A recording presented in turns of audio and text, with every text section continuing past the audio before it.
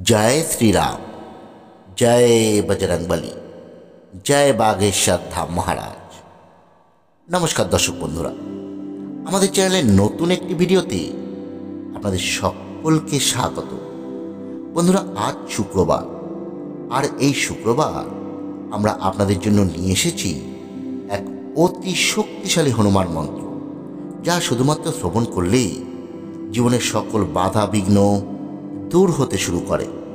বন্ধুরা, আপনারা কি অনুভব করছেন যে জীবনে প্রতিনিয়ত বাধা আসছে, চেষ্টা করেও আপনারা সাফল্য পাচ্ছেন না?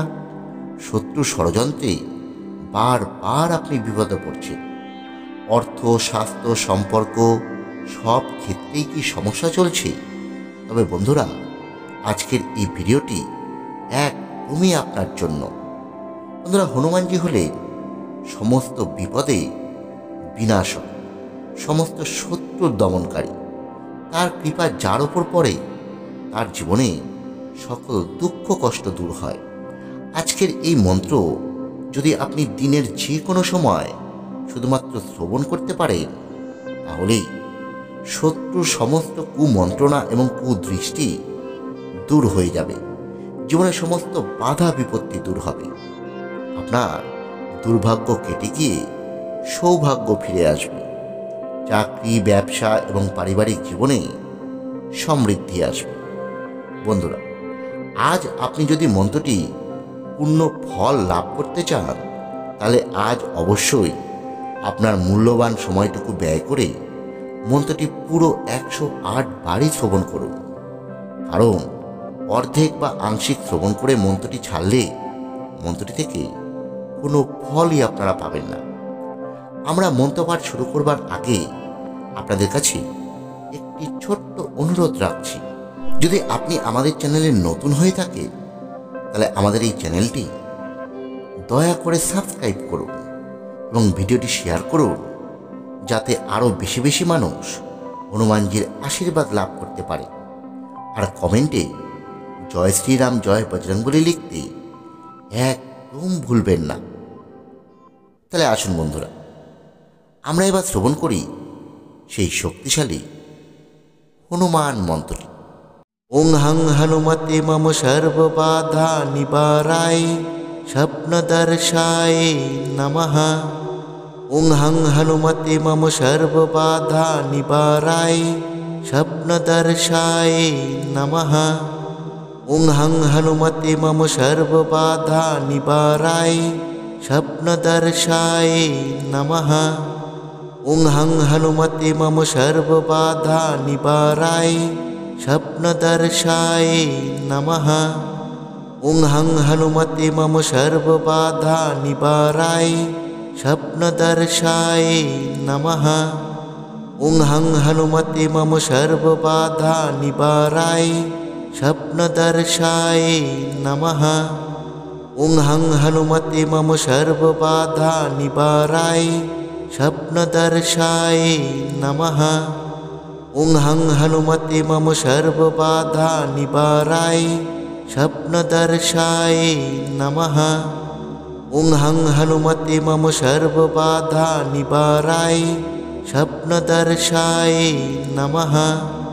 ওং হং হনুমতে মম সর্ববাধা নিবারায় স্বপ্নদর্শায় নমঃ।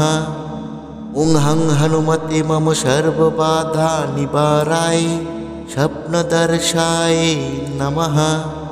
ওং হং হনুমতে মম সর্ববাধা নিবারায় স্বপ্নদর্শায় নমঃ।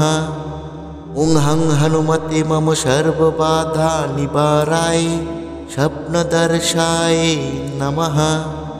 ওং হং হনুমতে মম সর্ববাধা নিবারায় স্বপ্নদর্শায় নমঃ। ওং হং হনুমতে মম সর্ববাধা নিবারায় স্বপ্নদর্শায় নমঃ। ওং হং হনুমতে মম সর্ববাধা নিবারায় স্বপ্নদর্শায় নমঃ। ওং হং হনুমতে মম সর্ববাধা নিবারায় স্বপ্নদর্শায় নমঃ। ওং হং হনুমতে মম সর্ববাধা নিবারায় स्वप्नदर्शाय नमः। ॐ हं हनुमते मम सर्वबाधानिवाराय स्वप्नदर्शाय नमः। ॐ हं हनुमते मम सर्वबाधानिवाराय स्वप्नदर्शाय नमः। ॐ हं हनुमते मम सर्वबाधानिवाराय स्वप्नदर्शाय नमः। ॐ हं हनुमते मम सर्वबाधानिवाराय स्वप्नदर्शाय नमः। ॐ हं हनुमते मम सर्वबाधानिवाराय स्वप्नदर्शाय नमः। ॐ हं हनुमते मम सर्वबाधानिवाराय स्वप्नदर्शाय नमः। ॐ हं हनुमते मम सर्वबाधानिवाराय स्वप्नदर्शाय नमः। ॐ हं हनुमते मम सर्वबाधानिवाराय स्वप्नदर्शाय नमः। ॐ हं हनुमते मम सर्वबाधानिवाराय स्वप्नदर्शाय नमः। ॐ हं हनुमते मम सर्वबाधानिवाराय स्वप्नदर्शाय नमः। ॐ हं हनुमते मम सर्वबाधानिवाराय स्वप्नदर्शाय नमः। ॐ हं हनुमते मम सर्वबाधानिवाराय स्वप्नदर्शाय नमः। ॐ हं हनुमते मम सर्वबाधानिवाराय स्वप्नदर्शाय नमः। ॐ हं हनुमते मम सर्वबाधानिवाराय स्वप्नदर्शाय नमः। ॐ हं हनुमते मम सर्वबाधानिवाराय स्वप्नदर्शाय नमः। ॐ हं हनुमते मम सर्वबाधानिवाराय स्वप्नदर्शाय नमः। ॐ हं हनुमते मम सर्वबाधानिवाराय स्वप्नदर्शाय नमः। ॐ हं हनुमते मम सर्वबाधानिवाराय स्वप्नदर्शाय नमः। ॐ हं हनुमते मम सर्वबाधानिवाराय स्वप्नदर्शाय नमः। ॐ हं हनुमते मम सर्वबाधानिवाराय स्वप्नदर्शाय नमः। ॐ हं हनुमते मम सर्वबाधानिवाराय स्वप्नदर्शाय नमः। ॐ हं हनुमते मम सर्वबाधानिवाराय स्वप्नदर्शाय नमः। ॐ हं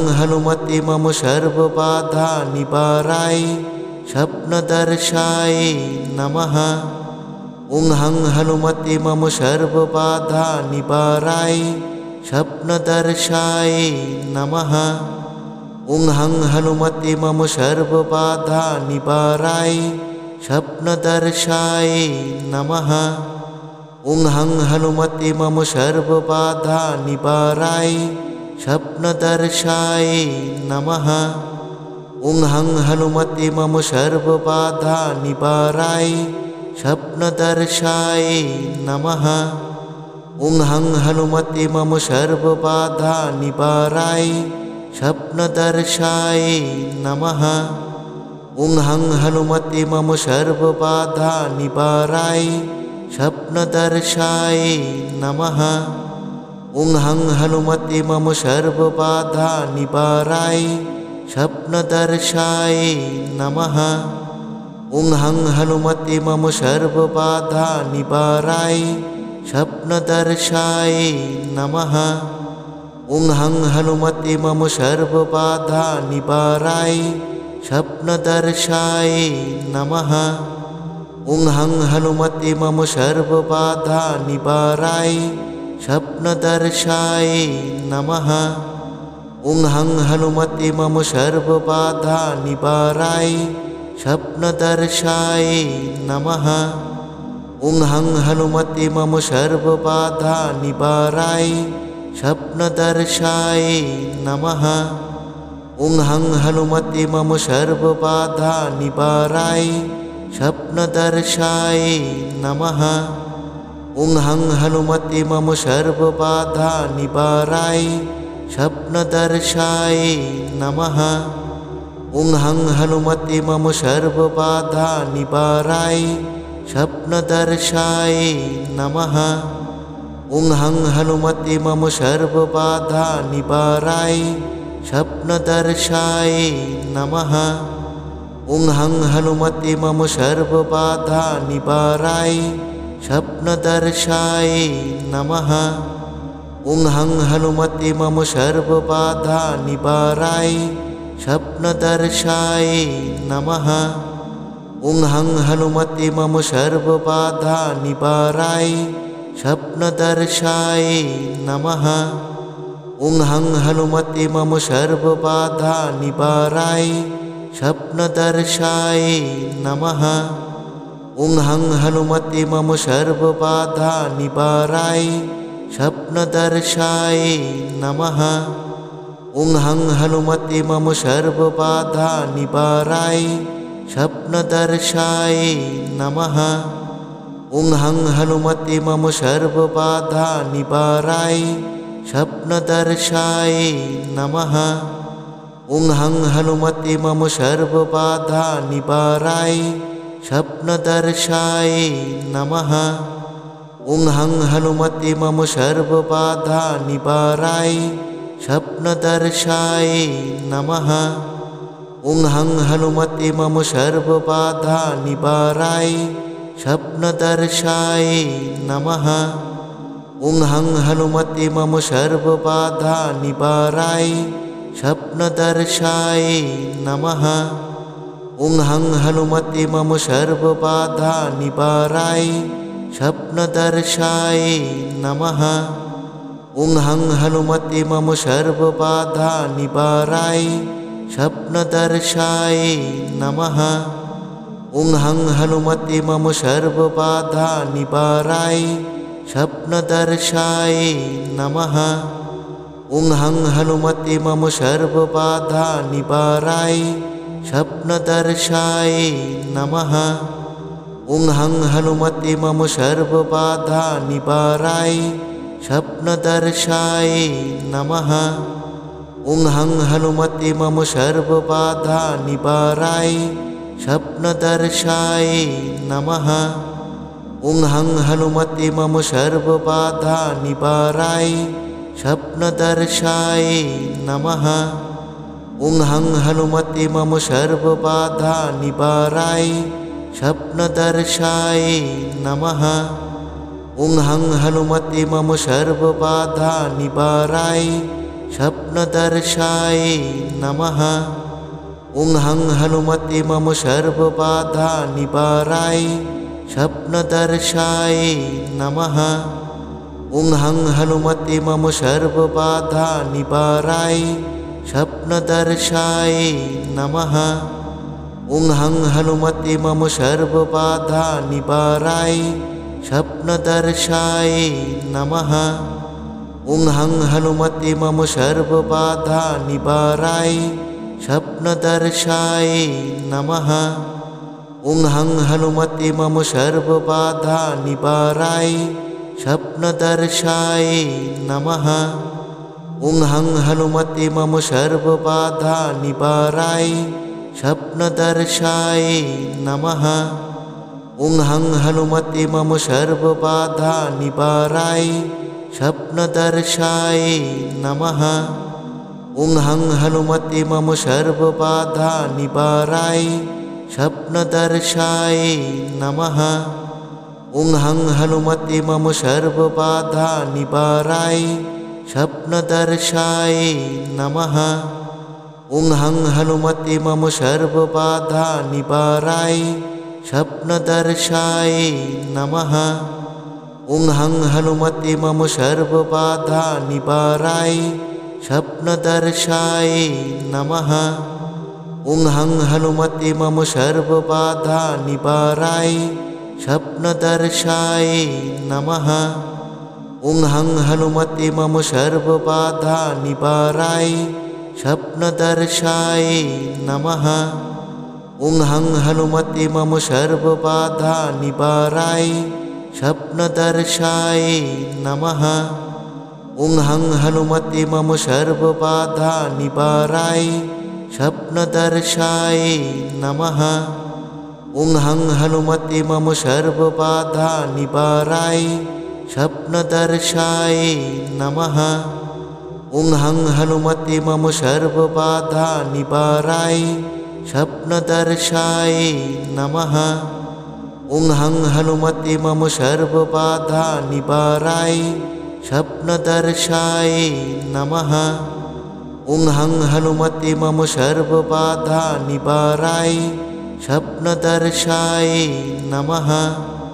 ॐ हं हनुमते मम सर्वबाधानिवाराय स्वप्नदर्शाय नमः।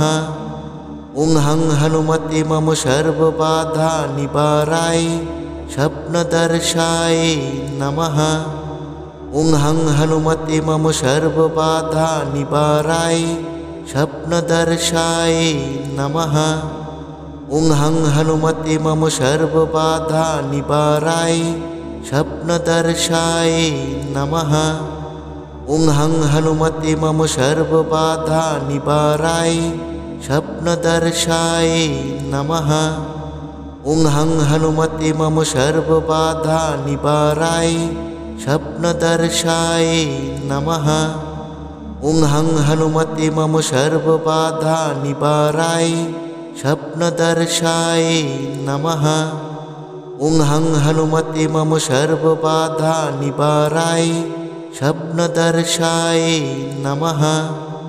ॐ हं हनुमते मम सर्वबाधानिवाराय स्वप्नदर्शाय नमः। ॐ हं हनुमते मम सर्वबाधानिवाराय स्वप्नदर्शाय नमः। ॐ हं हनुमते मम सर्वबाधानिवाराय स्वप्नदर्शाय नमः।